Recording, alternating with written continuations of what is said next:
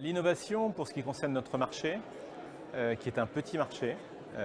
car nous sommes un leader sur un petit marché, sur un marché qu'on peut qualifier de niche,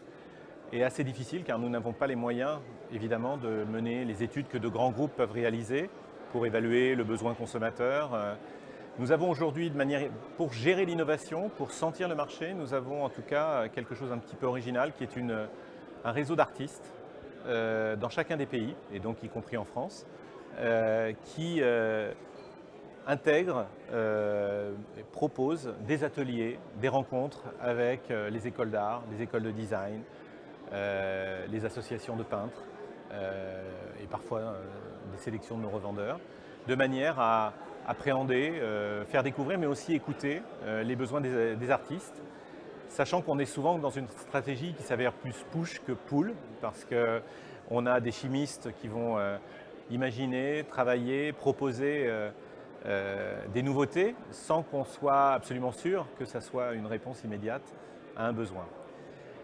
Pour autant, de manière à favoriser justement une démarche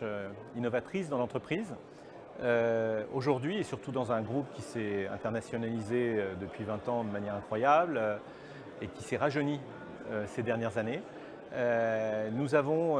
introduit aussi des pratiques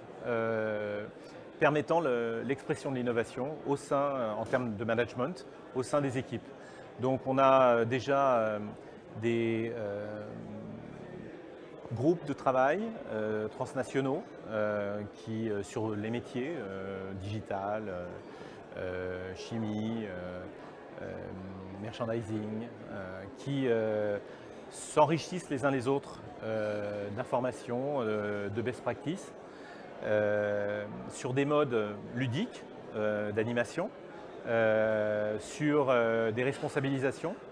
au sein des équipes de leaders, de project leaders,